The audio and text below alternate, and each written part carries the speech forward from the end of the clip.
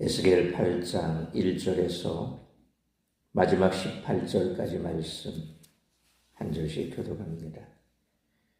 여섯째 해 여섯째 달 초사세에 나는 집에 앉았고 유다의 장로들은 내 앞에 앉아 있는데 주 여호와의 권능이 거기에서 내게 내리기로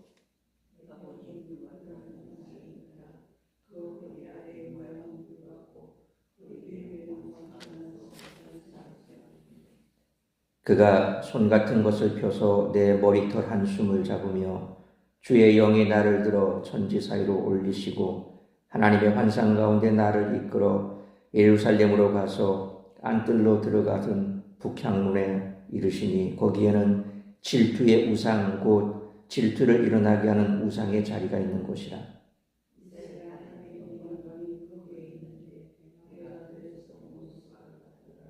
그가 내게 이르시되 인자야 이제 너는 눈을 들어 북쪽을 바라보라 하시기로 내가 눈을 들어 북쪽을 바라보니 제단문 어기 북쪽에 그 질투의 우상이 있더라.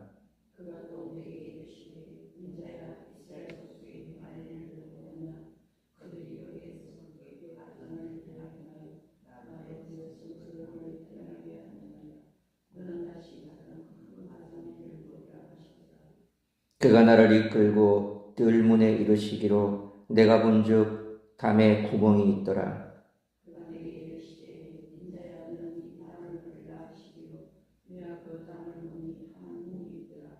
또 내게 이르시되 들어가서 그들이 거기에서 행하는 가증하고 악한 일을 보라 하시기로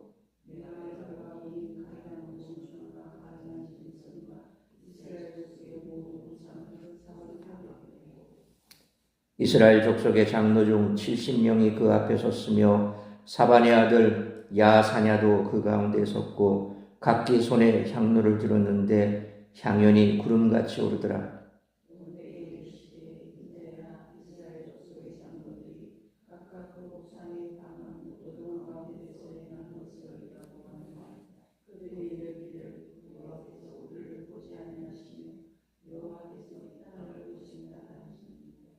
또 내게 이르시되 너는 다시 그들이 행하는 바 다른 큰 가증한 일을 보리라 하시더라.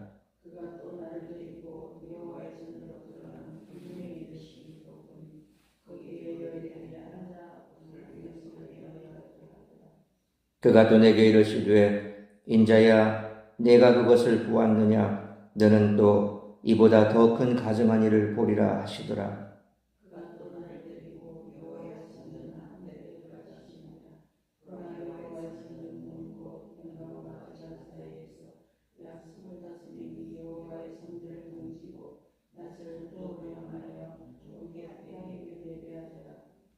또 내게 이르시되 인자야 네가 보았느냐 유다 족속이 여기에서 행한 가증한 일을 적다 하겠느냐 그들이 그 땅을 폭행으로 채우고 또다시 내 노여움을 일으키며 심지어 나뭇가지를 그 코에 두었느니라.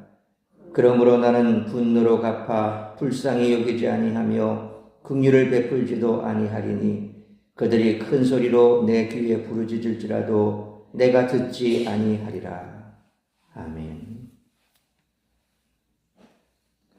4장부터 7장까지는 하나님이 유다를 심판하시기로 작정하신 것과 심판의 내용을 전달하는 데 집중합니다.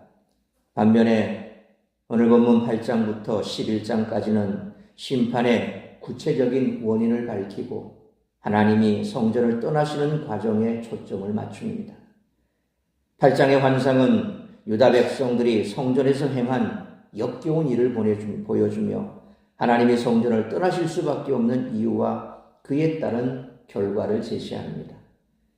남왕국 유다는 그 핵심부터 부패했으며 하나님의 백성의 표식을 과감히 포기하고 이방인의 우상들을 섬기며 그들처럼 되기를 원했습니다. 이는 하나님이 자신들의 욕구와 바램을 채워줄 수 없거나 자신들에게 관심이 없다고 생각했기 때문입니다. 그들이 처한 위태로운 상황이 스스로 초래한 결과라는 사실은 외면한 채 그 책임을 하나님께 돌린 것입니다. 유다 백성들은 하나님의 처소인 성전에서도 주저없이 하나님께 등을 돌리고 우상을 경배했습니다. 성전에서 벌어지는 온갖 가증한 일을 목격한 에스겔은 어떤 반론도 제기하지 못한 채 하나님의 심판 결정에 동의할 수밖에 없었을 것입니다. 하나님은 결코 거짓된 우상과 당신의 영광을 공유하지 않으십니다. 하나님의 영광과 권위를 우상에게 부여하고 섬기는 일은 흉악하고 역겨운 일이자 하나님의 진노를 불러일으켜 결국 하나님과의 단절을 초래할 뿐입니다. 하나님을 신뢰할 수 없다고 판단하고 자신의 안정과 평안을 위해 다른 것을 붙들어야 한다는 생각은 역겨운 일로 들어서는 시작입니다. 예루살렘 성전에서 시작된 우상 숭배는 온 이스라엘 땅으로 퍼져나갔습니다. 유다 백성들은 산과 언덕과 시내와 골짜기에 우상을 섬기는 산당을 세우고 온갖 가증한 일을 일삼아 하나님을 진노하게 했고, 결국 불쌍히 여기지 않고 긍휼을 베풀지도 않겠다는 하나님의 냉혹한 말씀을 들어야만 했습니다. 지도자의 실패는 결국 공동체의 실패로 이어진다는 사실입니다. 에스겔을 통해 예루살렘의 심판을 선포하신 하나님은 다음 해에 에스겔을 환상 가운데로 이끄셔서 지도자의 심각한 타락과 우상 숭배의 실상을 보여주십니다. 이들의 부패상을 보면 왜 하나님이 예루살렘을 그렇게 무참히 파괴하는지 이해할 수 있습니다. 따라서 이와 같은 오늘 본문의 말씀을 통해 우리들이 깨달아야 할 것은 첫째로 1절로 6절 말씀처럼 예배 자리에 우상이 세워지게 해서는 안 된다는 것입니다. 1장 1절로 2절 그리고 오늘 본문 1절 말씀처럼 에스겔이 부름을 받은 다음 해인 주전 592년 6월 5일에 하나님의 권능이 에스겔에게 임했습니다. 그는 2절로 3절 말씀처럼 환상 속에 불같은 형상을 보았는데 그 형상이 손과 비슷한 것으로 그의 머리털을 잡았고 주님의 영이 그를 예루살렘의 북문으로 이끌어 갔습니다. 그는 거기서 질투의 우상을 보았습니다.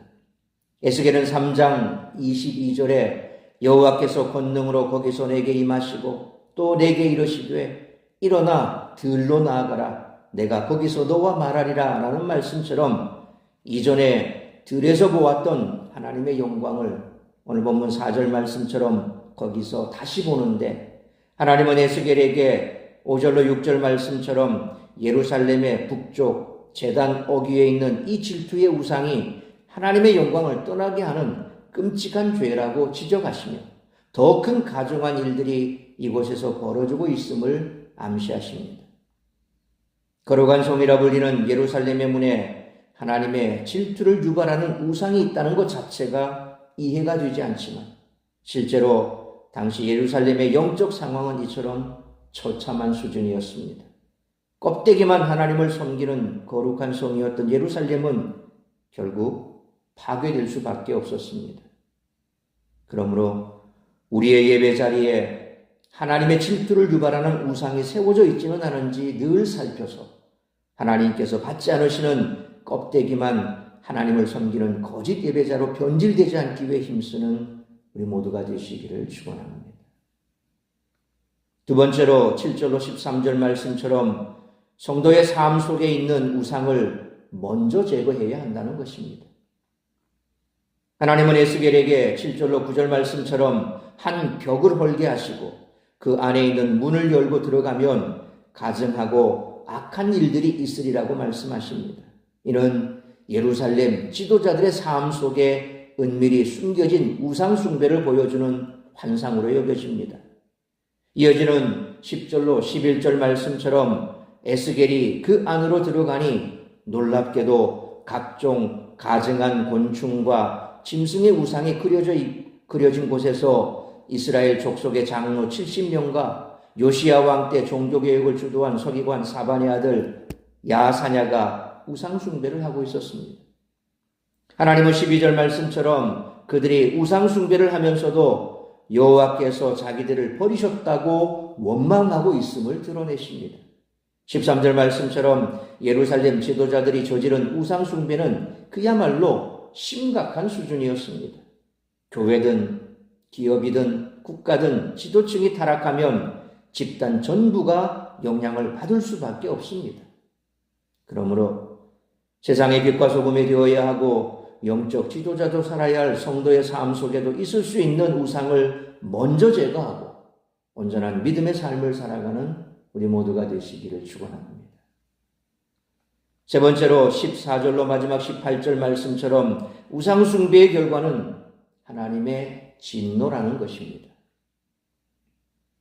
14절에 나오는 담무스는 초장의 신으로 거기에 태양신 샤마수에 의해 죽어 지하로 데려갔다가 우기가 되면 살아난다는 신입니다. 그래서 담무스 신을 위한 제인은 여인들이 담무스의 아내인 이난나, 다른 말로 이슈타르라고도 하는데 우리 성경에는 아스다롯이라고 되어 있지요. 그러니까 이 이난나나 이슈타르나 아스다롯은 다 같은 여신입니다. 담무스의 아내입니다. 이 이난나의 역할을 맡아 제의에 참석한 여인들이 대신해서 애곡을 하는 그런 모습을 보입니다. 또 성전에서는 태양신 숭배가 이루어지고 있었던 것입니다. 15절로 16절 말씀처럼 성전의 문은 동쪽으로 향해 있는데 25명쯤 되는 사람들이 성전을 등지고 동쪽에 태양을 향해 절하는 어처구니 없는 일이 벌어지고 있었습니다. 이처럼 하나님은 17절로 18절 말씀처럼 거룩한 성 예루살렘과 성전에서 우상 숭배가 이루어지고 있는 현실을 보여주시며 그들을 긍휼히 여기지 않겠다라고 선언하십니다. 우리가 영적으로 깨어있지 않으면 우리의 삶에도 우상 숭배가 스며들 것입니다. 그러므로 우리 마음과 삶 속에서 우상을 철저하게 척결하지 않는다면 하나님의 진노 앞에 설 수밖에 없음을 잊지 말고 말씀과 기도 가운데 늘 깨어 하나님만 예배하고 하나님만 섬기는 삶을 살아가는 우리 모두가 되시기를 축원합니다. 사랑하는 성도 여러분, 유다 백성들은 하나님을 섬긴다고 하면서도 정작 성전 안에서 각종 우상을 섬기고 있었습니다. 우상 숭배로 인해 그들의 신앙은 하나님 앞에서 가증한 것이 되고 말았습니다. 그러므로 하나님이 아닌 다른 것에 마음을 두면 점점 더 왜곡된 신앙으로 나아가게 되므로 우리 마음 가운데 하나님이 기뻐하시지 않는 우상이 도사리고 있다면 단호히 척결하고 말씀과 기도 가운데 늘 깨어 하나님만 예배하고 하나님만 섬기는 삶을 살아가는 우리 모두가 되시기를 주님의 이름으로 축원합니다. 기도하겠습니다. 거룩하신 아버지 하나님, 은혜와 사랑을 감사합니다. 오늘도 이 새벽을 깨워 말씀으로 예배로 하루를 시작하게 하시니 감사합니다. 오늘 주신 말씀처럼 이스라엘 백성들이 멸망할 수밖에 없었던 그 이유는 바로 성전에서까지 우상을 섬기고 하나님을 멸시하며 하나님께서 자신을 떠나갔고 외면하고 있다는 변명으로 일관하는 그들의 가증한 모습이었습니다. 우리가 하나님을 예배하고 하나님을 섬긴다고 하면서도 때로 우리의 삶 속에도 우상이 있을 수가 있습니다. 하나님보다 높아지고 하나님보다 더 의지하는 대상은 우상입니다. 하나님만이 우리에게 모든 것을 허락하시며 또한 우리의 삶 가운데 가장 좋은 것으로 주시고 인도하시는 분이 하나님이십니다. 그럼에도 불구하고 내 힘과 노력으로 내가 뭔가를 이루었고 또 그 이룬 것을 붙들고 살아가면 내 삶이 안전하고 평안할 것이며 더 이상 내게는 다른 것은 필요 없다는 때로 그런 착각 속에 우리는 빠질 수도 있습니다. 그것이 물질이 될 수도 있고 또한 명예가 될 수도 있고 그것이 우리가 소망을 두고 잘 양육해야 할 우리의 자녀가 될 수도 있습니다.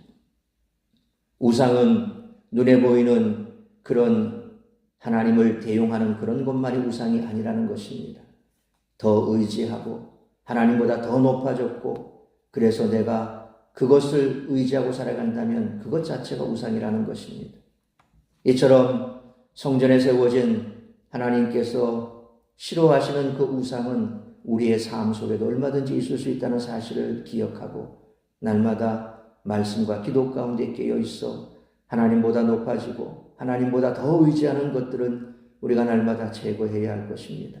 마땅히 우리가 해야 할 일은 해야 하나 그러나 그 이상도 그 이하도 아닌 말씀 앞에서 하나님의 가장 싫어하는 이런 우상들을 척결하고 더욱더 하나님만 믿고 의지하는 삶을 살아가므로 우리가 이 땅 가운데 해야 할 그 모든 사명과 또 내가 감당해야 될 그 십자가를 지고 주님을 쫓아감에 있어 하나님만을 바라보며 나아가는 우리 성도들이 되게 하여 주옵소서.